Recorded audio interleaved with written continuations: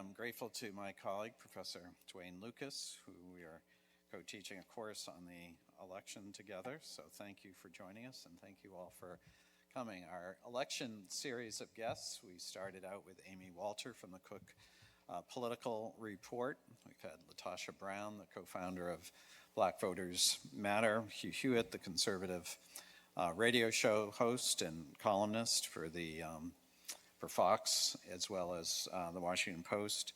And then last week, CNN's John King giving us a perspective as a journalist before the town hall meeting with Vice President Harris. But tonight, I'm grateful to Scott Jennings, who joins us from a beautiful hotel room, I'm sure, in New York City before he goes on CNN Tonight with Caitlin Collins. He is a regular in this election season.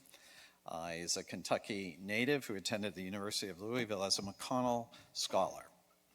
And that distinction led to a friendship and a working relationship with Senator McConnell as one of his lead advisors and strategists. His appointment by President George W. Bush in 2006 as special assistant to the president and deputy director for political affairs brought him into the executive branch in the White House. And from there, a very successful career managing campaigns, founding a very prominent public relations and campaign public affairs firm in Kentucky. And our paths crossed substantively at Harvard's Institute of Politics, where he was a resident fellow. And then we actually, Professor Lucas, co-taught a course together at the Harvard Kennedy School. So Professor Jennings and I have traveled a path similar to ours, although our political differences were much more robust than the class we have. But I am grateful to. But the students probably went to his right. The student, yeah, no, not as our class. We have the finest class here. So anyway, Scott, welcome. Thank you so much for joining us. We'd love to have you here in Geneva, but understanding the complexities of the campaign and travel, thank you for taking some time with us tonight. Thank you, and proud to be with you, Mark, and to make all of your acquaintances tonight. I'm glad you're interested in the election and perhaps a career in politics. So honored to be with you all and talk a little bit about this crazy campaign that's coming to an end. It is a crazy campaign, and let's start with that, perhaps. As I've asked other guests, Scott, give us your sense of the state of the race, the presidential race. Obviously, we've been talking at previous forums and certainly in our class, the closing arguments that we see unfolding with former President Trump as well as Vice President Harris. We all know it's a very tight race, razor-thin race in battleground states. But give us your assessment of where we are. We're just, 4 precious days away from the election day. Well, at the risk of sounding like everybody else who reads the internet, I do believe it is exceedingly close. I think that the Republicans feel like they have a path to victory. Maybe they're a little overconfident, and I feel like the Democrats also feel like they're in decent shape as well. But nobody really knows, is the truth. My general view is the map has shrunk to 3 states. It's a 3-state campaign, at least from my perspective. Pennsylvania, North Carolina, and Georgia. If Donald Trump wins those 3 states, he'll win the presidency. And from a Republican point of view, the early voting and polling in North Carolina has looked very good. The early voting to Republicans in Georgia has looked like perhaps Democrats underperformed with certain cohorts they needed. And if you believe that, then it really does all come down to Pennsylvania, which to me at the moment looks like a dead toss-up. There is one poll out today that shows Trump with a little bit of a lead. But I think it's folly to believe that it is anything other than a dead toss-up that could be exceedingly close and take a couple of days to count. I think the end of the campaign, if you sort of consider October, the period of October, the end of the campaign, it has drifted towards Trump. I think when Harris got into the race and through her convention, she enjoyed one of the greatest runs in presidential campaign history, to go from an unexpected candidacy to the kind of media coverage and exultation she was regularly enjoying. And then when we got to October, things started to drift back to Trump. It's interesting because that really happened following the one and only debate between the two candidates, which most media people and even polling said that Harris won.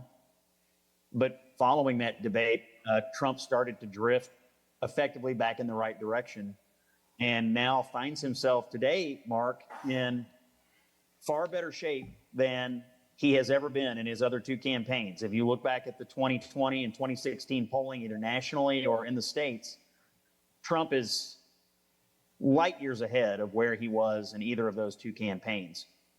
I think the risk for Republicans is thinking that Trump is destined to overperform his polling. He did twice.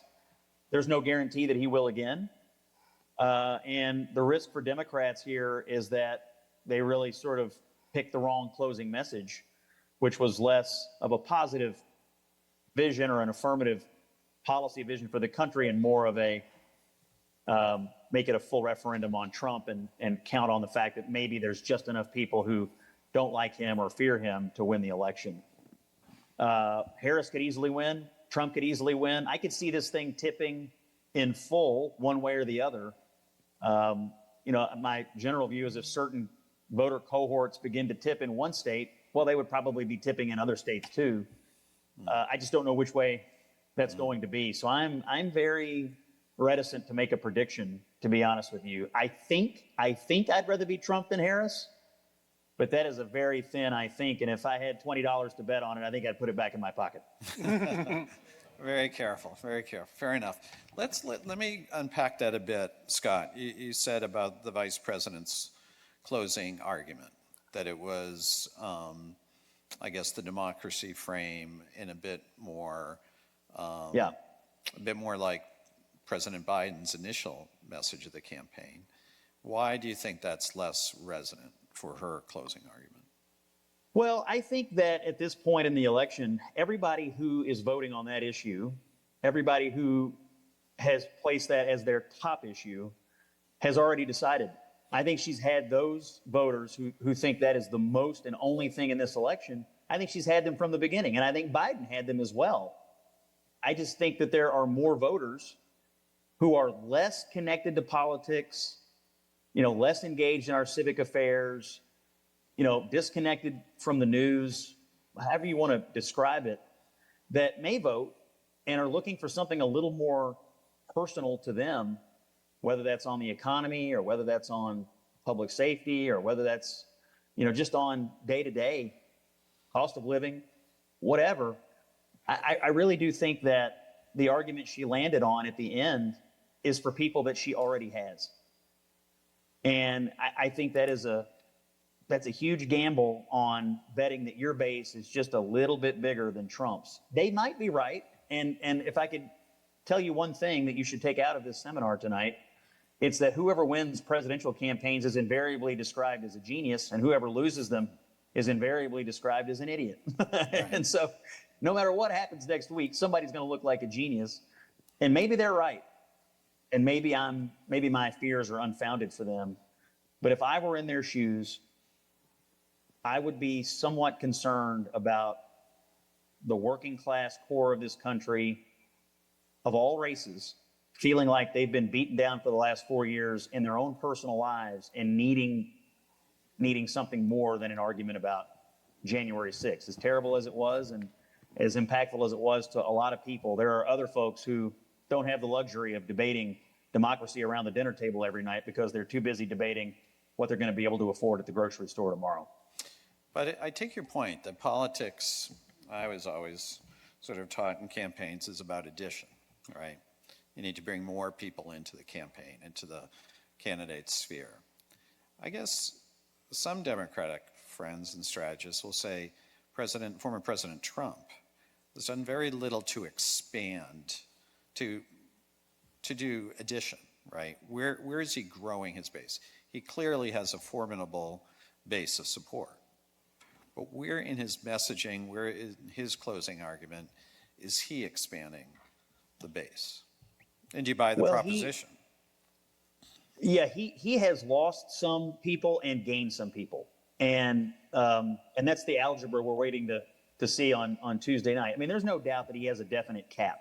I mean, he's always been described as a high floor, low ceiling kind of a campaign. Where I see him having gained people since he left office is number one, he lost a cohort of Republicans after January 6th that I think have slowly drifted back towards him, maybe not because of anything he did, but because of their perceived excesses of the left.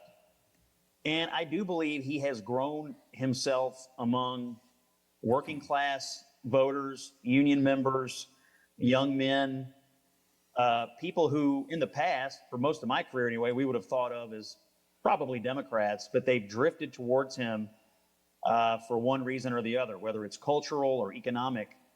I do think he has expanded himself among certain working class and less politically connected cohorts. A lot of them are men and young men. If you ever wonder why you see Donald Trump hanging out at UFC fights on Saturday nights, this is the reason, because he's trying to bring into his coalition people who aren't traditionally courted or even thought of by political campaigns. Now, the danger in this, Mark, is that a lot of these people don't vote or vote rarely. And so you're ultimately bringing into your campaign a bunch of unproven voters. And that's really one of the big interesting shifts, I think, over the last several years that we're experiencing.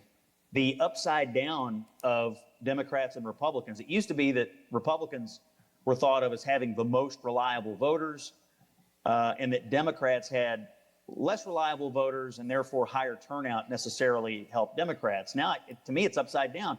Some of the most likely voters in our society, college educated, suburban voters, seniors, you see them drifting to the left right now. And so you have the parties kind of trading people in some ways.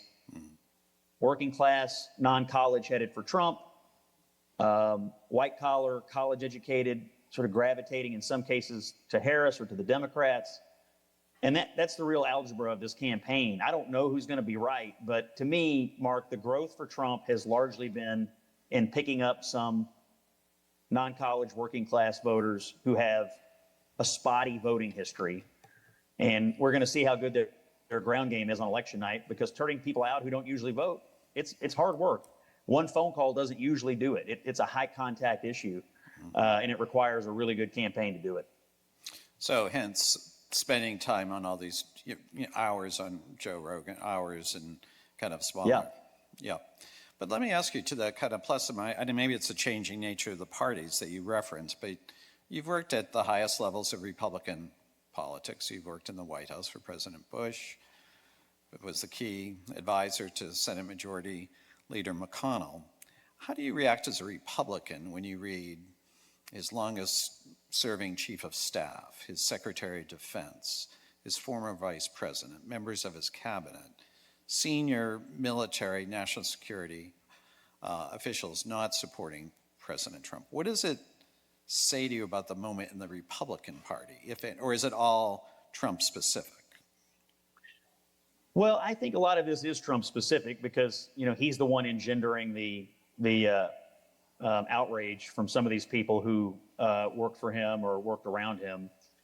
I think part of it is that Trump has never been popular with the elites of this country. Once he became a politician, he was when he was an entertainer, but when he became a politician, his ethos has effectively been, it's a war on the elites.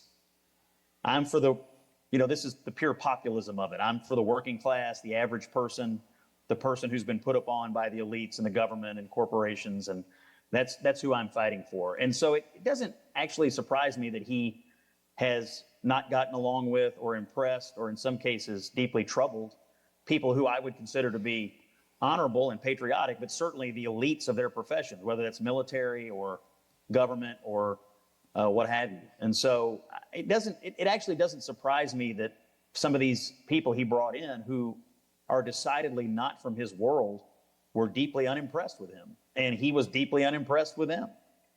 So I'm not surprised by that.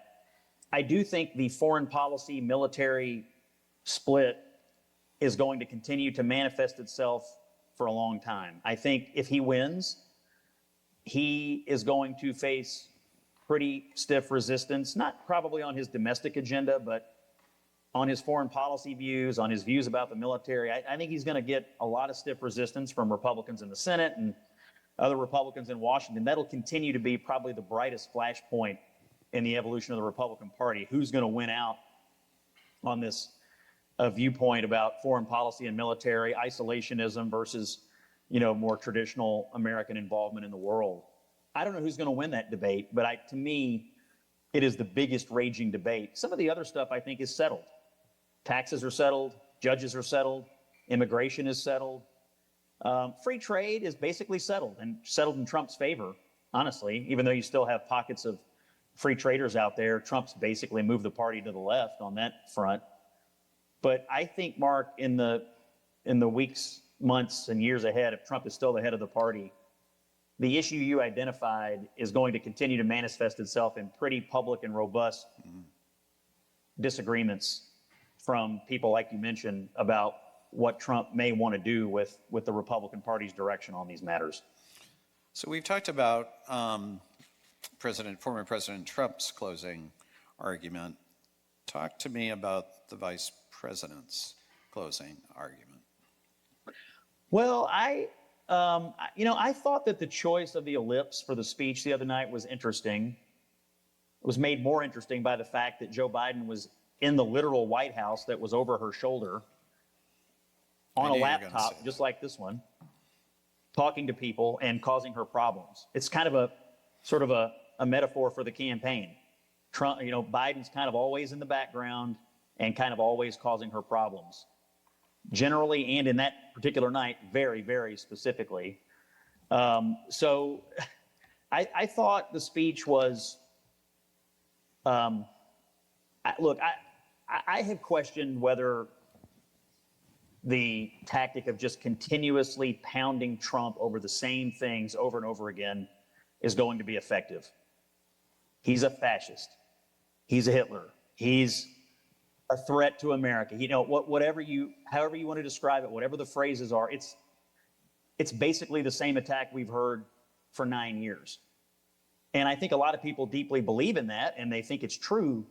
But I have wondered, is that really going to move another voter? Like, if you believe that, you're probably already for Harris. And so I guess as a Republican watching that, I was wondering if she was going to do something different, give us something different to talk about in the last week that was more economic focused, or maybe even more, of a break from Biden, which I don't think she's meaningfully done yet.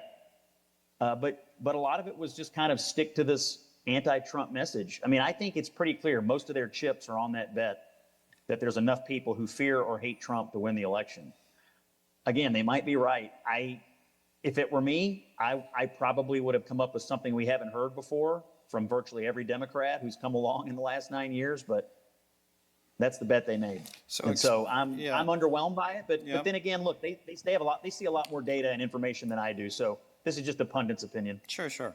So give me the pundit's opinion on Madison Square Garden. He goes to New York with a clearly blue state. We have this comedian who is vetted and promoted and put on stage. A decision was clearly made by the campaign. How do you reflect on the damage control that's been done, to the extent it's been done, and what, if any, impact it's having in these closing days? Yeah, I thought the choice to do a big rally in New York was interesting. May have come a weekend too early. Might have done it closer to the end than they did.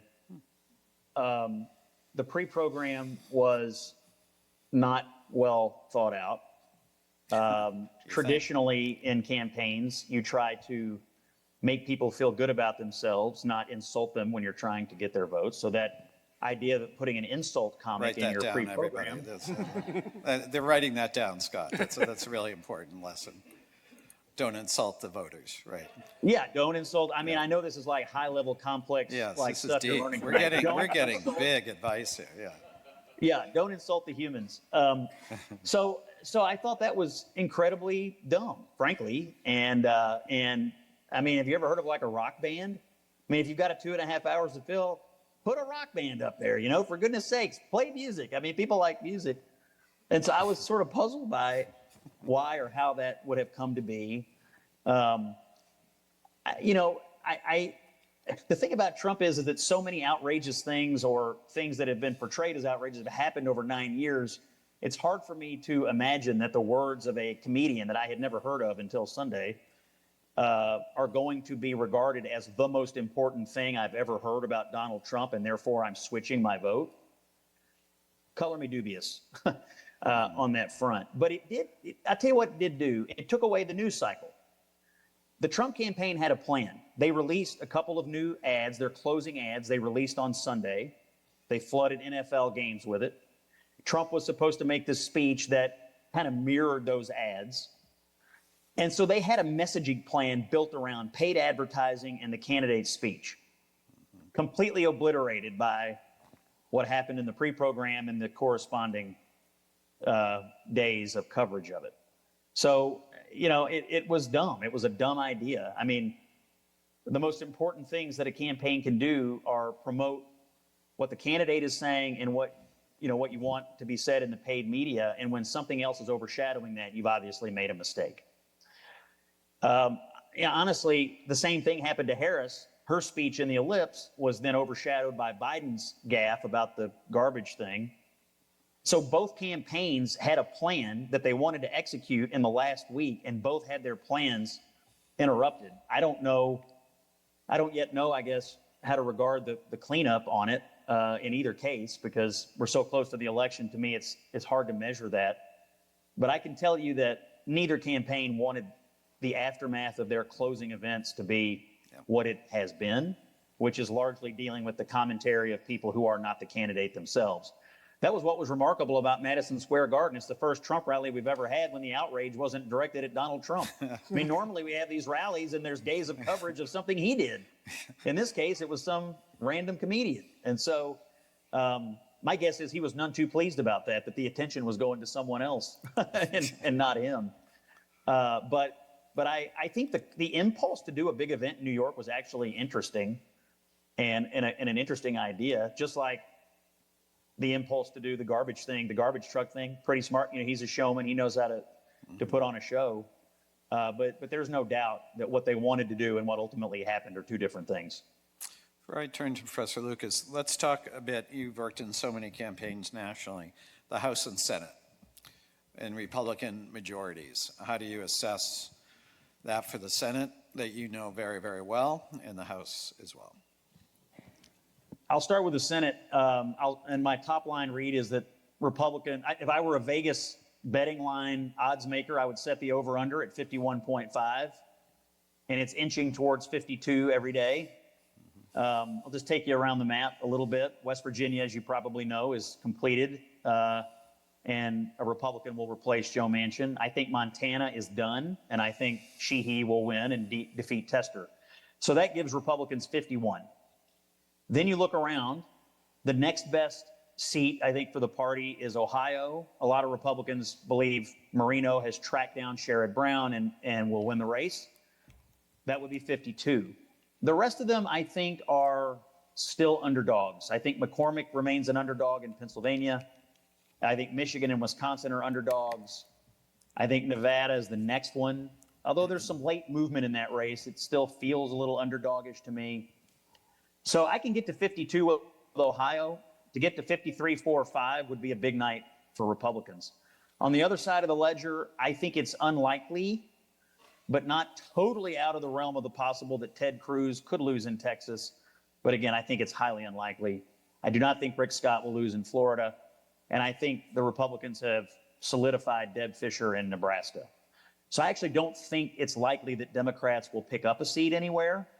But that Republicans are almost certain to have a majority in the Senate, regardless of what happens in the other two chambers, the House and the White House. In the House, I feel about the House the same way I feel about the presidency. I don't know. I think it's exceedingly close. The next majority is likely to be so thin that it's going to lead to, we're all worried about what happens if the presidency is so close that everybody loses their minds. Don't discount the possibility of a 218, 217 U.S. House. That is well within the realm of statistically possible. And so, and I don't know which party. I guess I would rather be the Republicans a little bit, just based on what I've heard. But again, I think it's very close.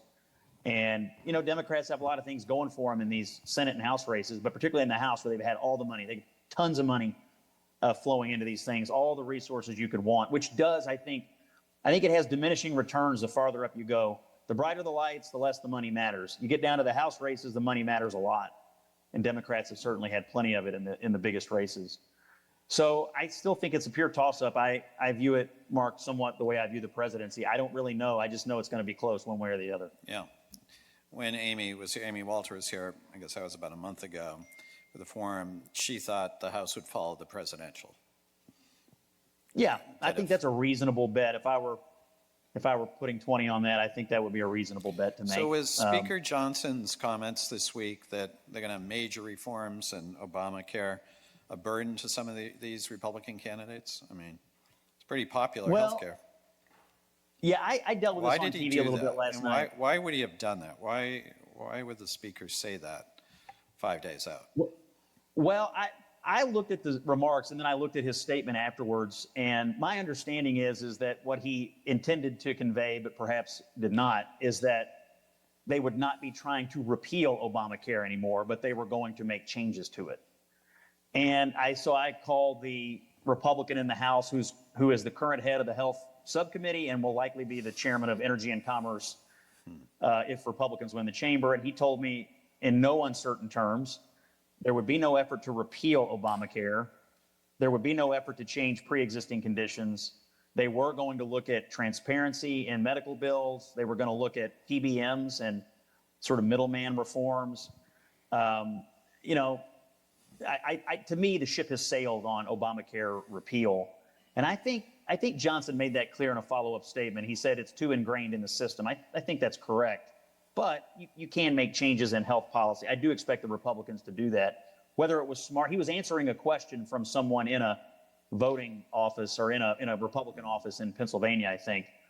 Whether it was smart for him to offhandedly answer that question, I don't know. But I do think it's pretty obvious the Republicans are going to try to make some changes to health policy. But I tend to think, I don't really think anyone's out there running on Obamacare repeal. And actually, the Trump campaign swiftly put out a statement saying that they had no intention of repealing it, and they were not going down that road. So it probably created half a news cycle disturbance in the force for the Republicans. But I tend to think Obamacare has survived all the repeal that there's going to be. We've had a lot of cleanup this week from various people.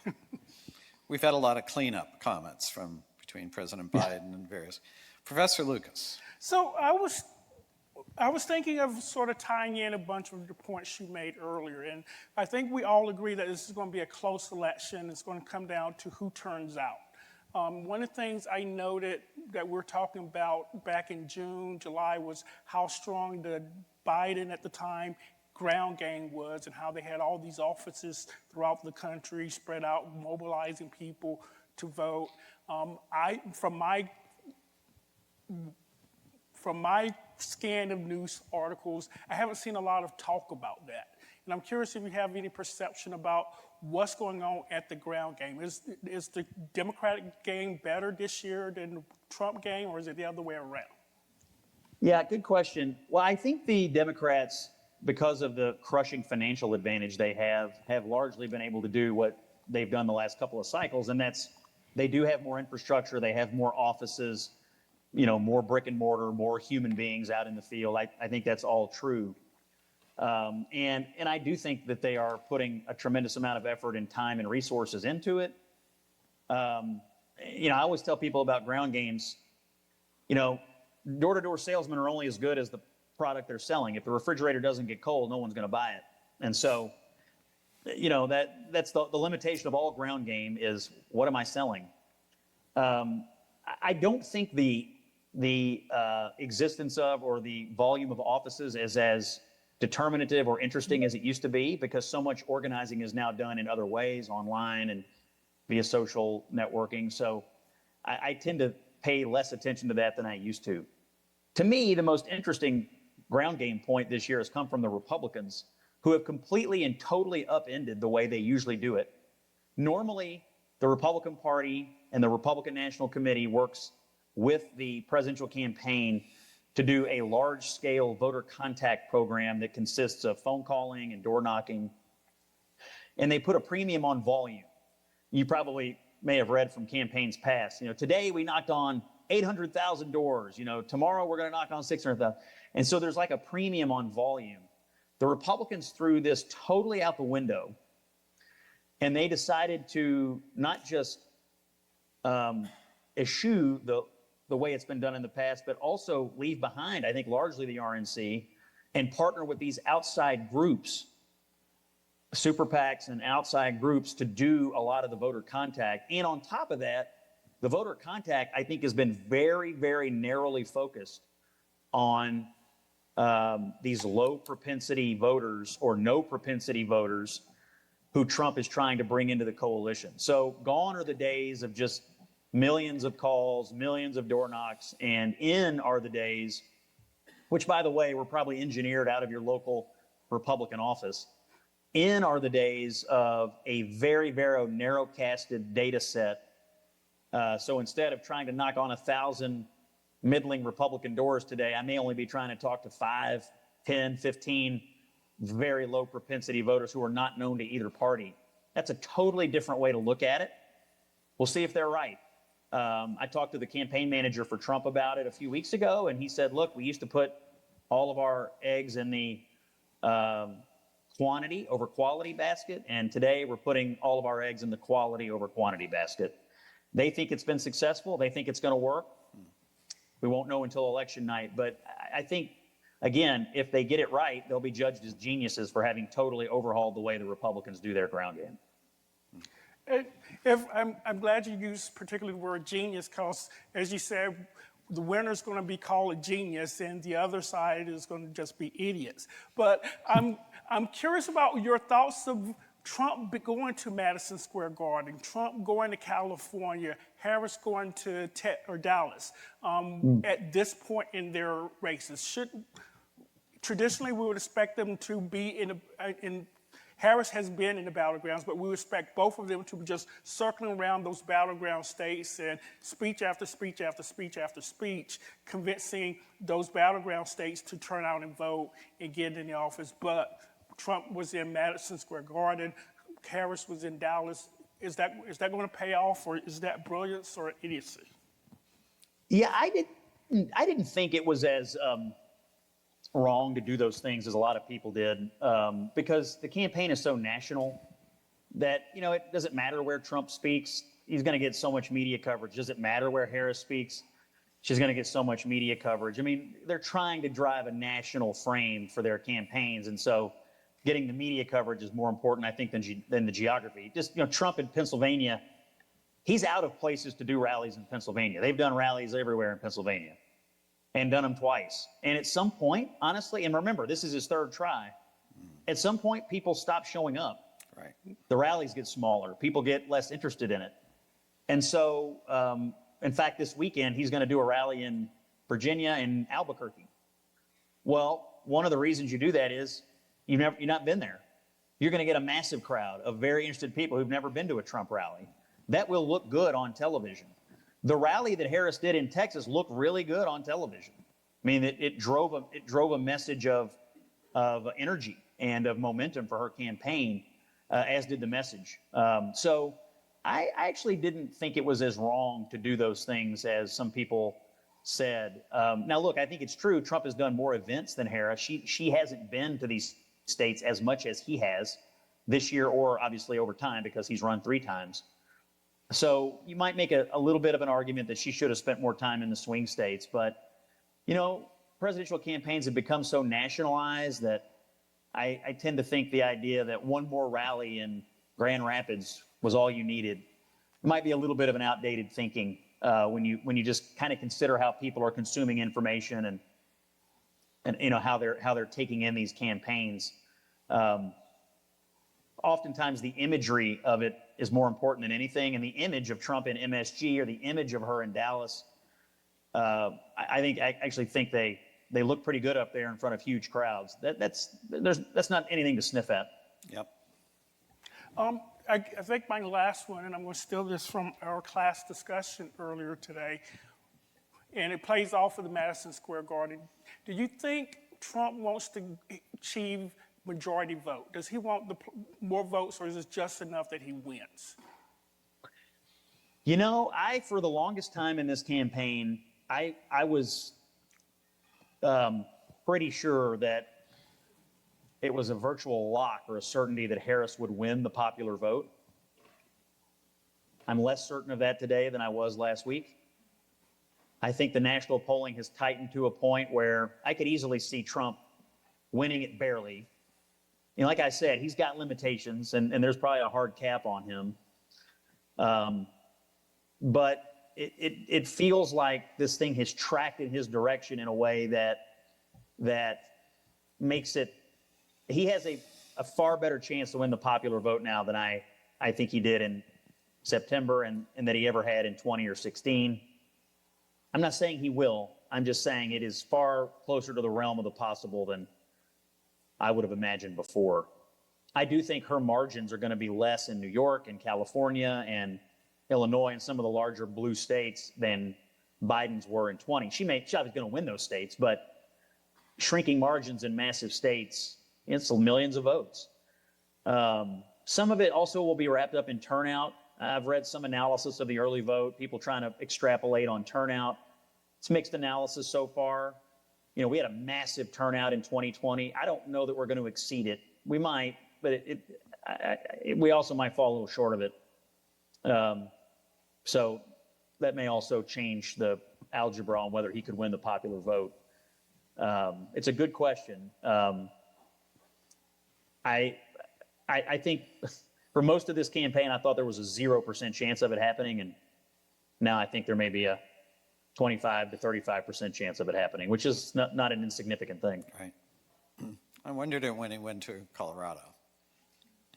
I mean, I get the Aurora message, but that was the beginning of an interesting travel schedule. Interesting. Well, let's go out to our students and community members for some questions here. We do have a microphone, which will be necessary, and we'll go right over here. Hey, I was wondering, it seems to me that the Trump campaign and then generally in Republican circles, there seems to be a lot of confidence, rightly or otherwise, that Trump is far in the lead and that there's no chance that he could lose legitimately. I wonder if that's a wise strategy and if that's going to help drive people to the polls or convince them that they're not needed at the polls. I wanted to know what you thought. Great question. This is a great question. Overconfidence is corrosive in campaigns. It leads to complacency and bad decision making. I agree with you that a lot of the online Republican discourse is way overconfident. I mean, I think there are just lots of people out there who take it as an article of faith that he's going to overperform. You don't know that. He might, but you don't know that. She might overperform. Either of them is a small polling error away from a landslide. Mm-hmm. And so I think this is a wise observation, and I do think some of the confidence is misplaced. It's being driven by a couple of things. One, he is objectively in far better shape than he was before in either of his two races in the polling. But people are extending that to say, well, not only is he in better shape, but he is destined to do 3 to 6 points better just because that's the way polling works. You don't know that. They may have overcorrected, and she may do better. So, yeah, I wouldn't be taking anything to the bank or sleeping easy. I think I would feel pretty good about what they've been able to accomplish so far, but nothing is guaranteed in this, and I think it's a wise observation. And if I were in their shoes, I would be trying to tamp that down as much as possible. Right over here. Ella? I'll say one more thing on that question. Yeah.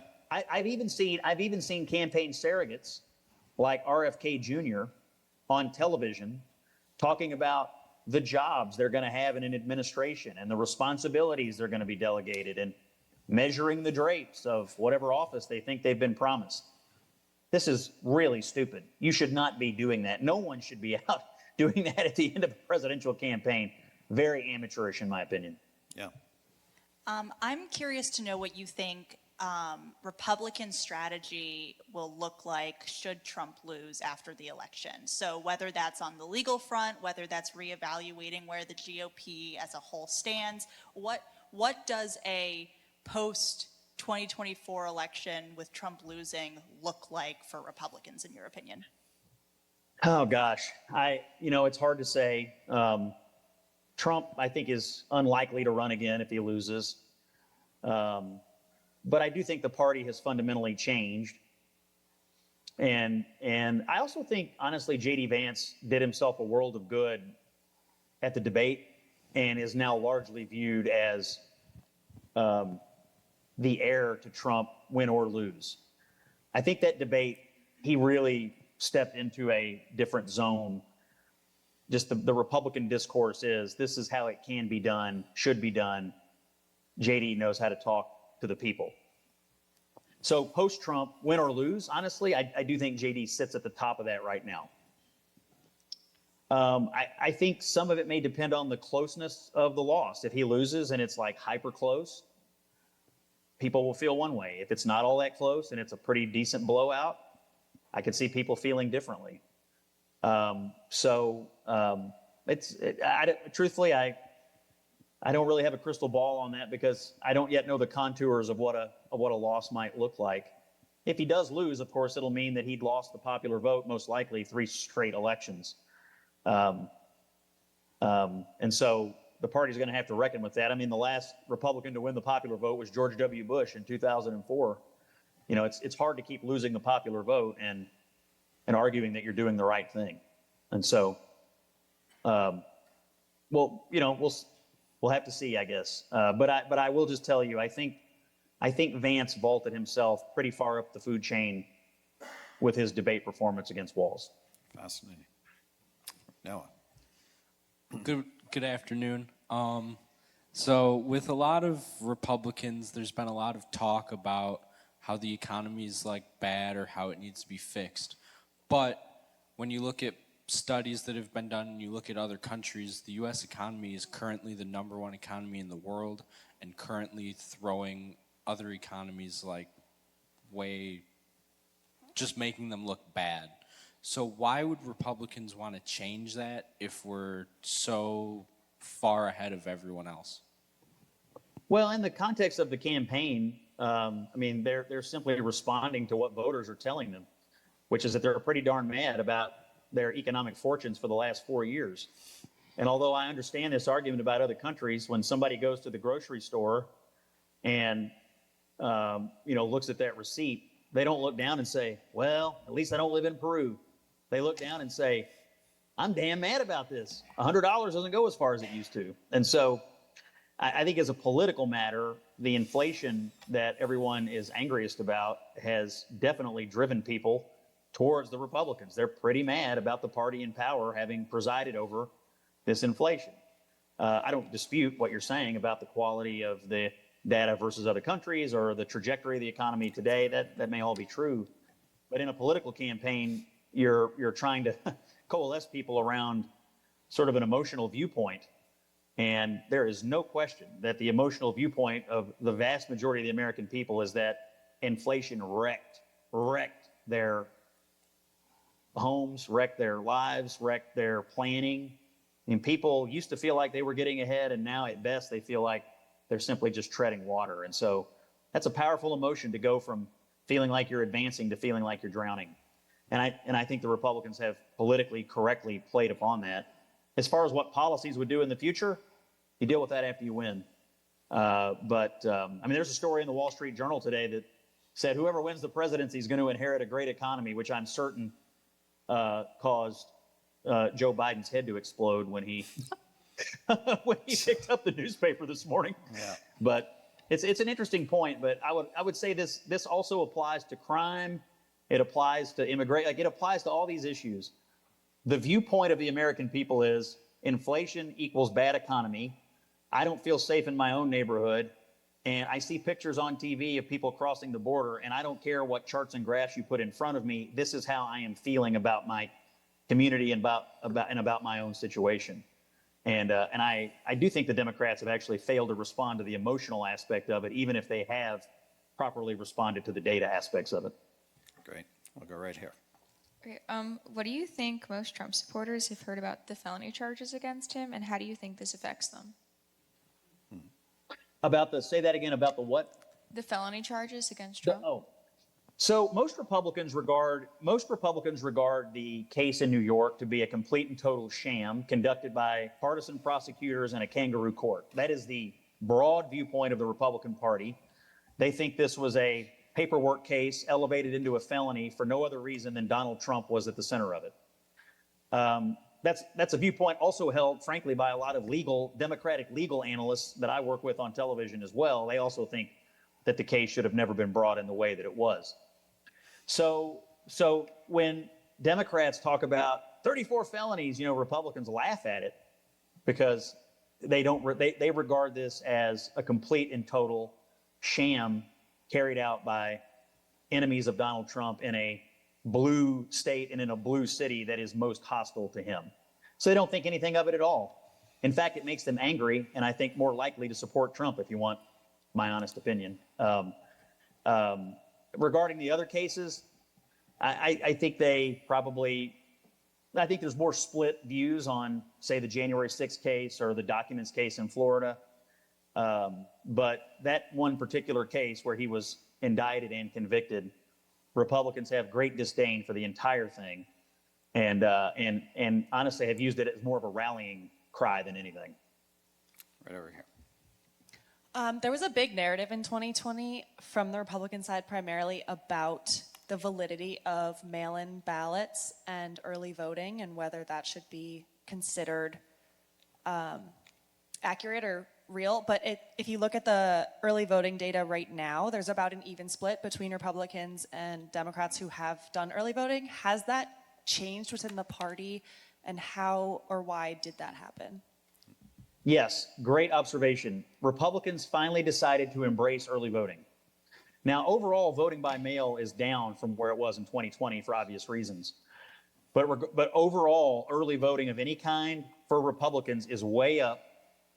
And the party and Trump, I think begrudgingly, finally embraced that you could and should encourage your supporters to vote in the early period. So that's one of the reasons Republicans are confident right now, because they look at these early voting numbers, they see Democrats underperforming 2020, they see Republicans overperforming, and so they're heartened that maybe, normally what has happened is Democrats build up a huge lead in the early and mail-in period, and then Republicans try to overcome that on Election Day.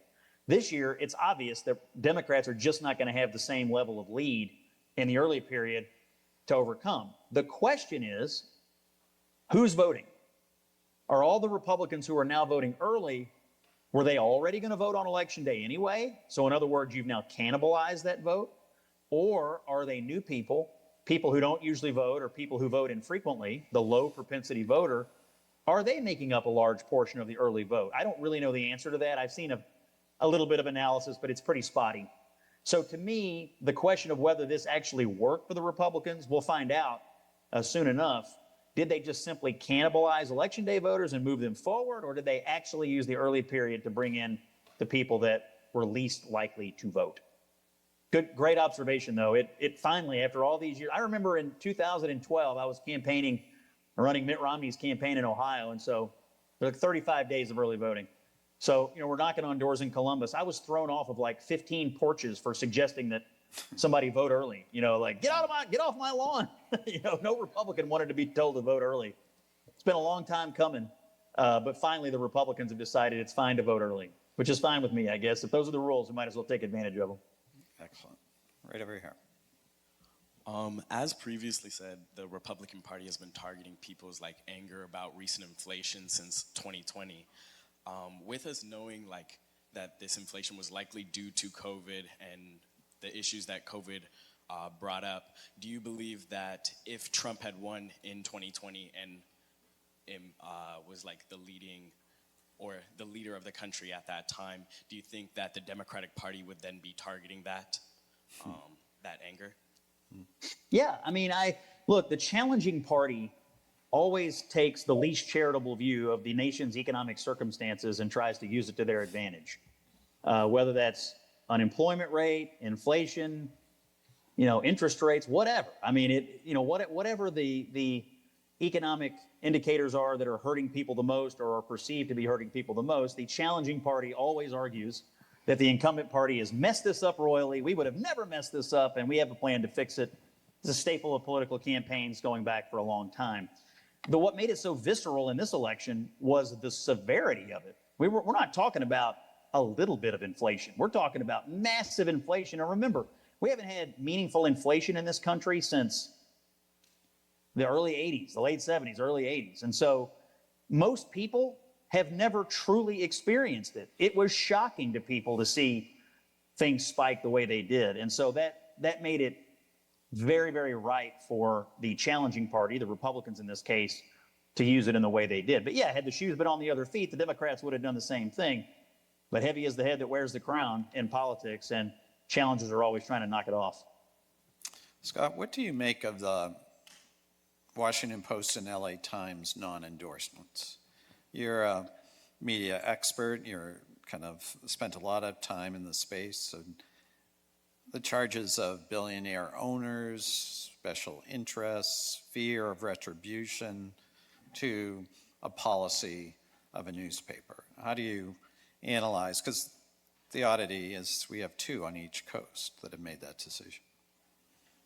Yeah, also USA Today, USA, which is right. a national paper and Right. owned by Gannett, publicly traded company. I was surprised they did it, and I should disclose, I am a contributing writer to the LA Times. So I don't have any role in determining endorsements. I do not sit on the editorial board. The only thing I do is type on my laptop and email it to a woman I've never met, and then it shows up in the newspaper. So don't take my Excellent. commentary as any comment on anything I have anything to do with. This is purely as an observer of the industry. I was surprised that the Washington Post did it in the way they did it so late. I think if I were going to have made that decision for the Post, I might have done it earlier in the election. It would have been less shocking. For the LA Times, I think their owner has, who I know a little bit, dynamic guy, interesting guy, and he has some thoughts about the need for newspapers to be viewed as landing places for everybody and landing places for all kinds of viewpoints, and not being viewed as 95% of supporting one party and we'll have a token person, every now and again. He has strong views about that, I think. So I don't know if they arrived at those conclusions, Mark, for the same reasons. I will note, trust in the media is very low, probably as low as it's ever been. I saw a survey in the aftermath of this. A majority of Americans do not think newspapers should endorse candidates at all. So there may have been some business viewpoint that, hey, we've got to eventually get out of the business of endorsing because it's causing half the marketplace to believe that we have our thumb on the scale and therefore not being interested in buying our product. I've been fascinated at the aftermath of this. They're saying like 200-something thousand people canceled their subscriptions to the Washington Post because they refused to print an editorial to confirm what they already are going to do anyway. I mean, I sort of viewed this as like mass hysteria. And I couldn't honestly believe it. Why would you cancel your subscription to the newspaper? I mean, is there any doubt what the Washington Post wants the outcome of the election to be? Of course not. So I was a little surprised by the timing, I guess, but ultimately, this may be where a lot of newspapers head, trying to get out of the business of being viewed as a partisan organ and more into the business of being viewed as a more neutral landing place. Not that I think opinions are ever going to go away, but I do think there's an emerging viewpoint that media outlets are viewed as basically house organs for Democrats, and therefore a lot of Republicans have no interest in engaging with them or buying them or watching them or consuming them in any way. And they may be trying to respond to that, but I admit making the first step in that in the middle of this election was quite a shocking thing. 11 days out in the case of the Yeah. Post. Yeah. And so I guess before we break, talk to us about CNN in your role. You're doing Caitlin Collins tonight. Bring us into that, because we've seen you suit up and go in for vibrant conversations from time to time. How do you prepare for it? What is the set dynamic? Do you know right now who you're going to be on with? How much prep time? Walk us through what's happening between now and 9 p.m. when you're on CNN. Yeah, great question. I do know who I'm going to be on with tonight. It's a Democrat strategist named Amisha Cross and the former mayor of New York City, Bill de Blasio. So, and then you have the anchor. So it's basically a 2-on-1 with, the framing of it. So I do know that. I do know some basic topics, not specific, because tonight both campaigns are making speeches. I think Harris has got 2 events tonight. Trump's doing something. So at this stage of the campaign, a lot of what you're doing out there is responding in real time to things that have just happened or maybe even happening right before or as you are on the air. Under normal circumstances, you'd get a little bit more detail about the topics and know a little bit more about the articles or news things that you're responding to, comments that had been made earlier in the day. So what I will do when I hang up with this class is try to pay a little bit of attention to what the campaigns have already said today to kind of get an idea what, clips and comments are likely to be the most focused upon tonight. Last night I did Anderson Cooper, and I was sent, they sent me the topics, and it just said, campaign latest, polling, strategy, see you at 8 o'clock. And so I didn't really know what I was walking into, and I ended up, you asked me about it earlier, but I wound up on the fly responding to comments from Speaker Johnson about Obamacare. So that was a case where I had no idea that was coming up. I responded to it on the fly. I think I did okay, but that was a case where you just got to be ready and knowledgeable enough to do it. I also think that this week is different than previous weeks. I've had an interesting year. I've been profiled by 2 major newspapers because I've become the chief Republican pundit on CNN. They put me on the front page of the Washington Post style section of all places last week. I can assure you I'm the first person from Dawson Springs, Kentucky to be in the style section of any newspaper. So I worked at CNN for like 7 years with virtually no notice. And then all of a sudden, every night, everything I say is being written about by 8 or 10 websites and more than a handful of newspapers. And so there's been a lot more pressure on me this year to get it right and be smart and keep it between the navigational beacons, which is something that I try to do. I've had some sharp commentary this year, but I think there's a difference between sharp and over the line. And one of the things I try to do, and I'm a human being, so I sometimes fall short. I really try to keep it calm. I try not to leave the set with anyone feeling insulted, and I try to show respect to my fellow panelists who have different points of view. I readily admit I've had some heated conversations this year. I've certainly borne my share of insults and slights throughout the year, but I have to credit CNN, Mark. I think we're the only network that's really trying to have actual debate between the two sides. I don't think you're getting it on MS. I don't really think you're getting it on Fox. CNN has committed to this year, and although it's been a little bumpy on some shows at times, I think it's overall worked, and I just have to credit my employer. I think since the debate in Atlanta, we have really, really set the tone for political commentary in this election, and I've been really proud to be part of it. Well, we are grateful to you for giving us time on a busy day, grateful to our students for outstanding questions, and certainly my colleague, Professor Lucas, it's fun to have both my co-teachers here. So, Scott, thanks so much. We'll see you soon. Mark, thanks for the invitation. Appreciate you all.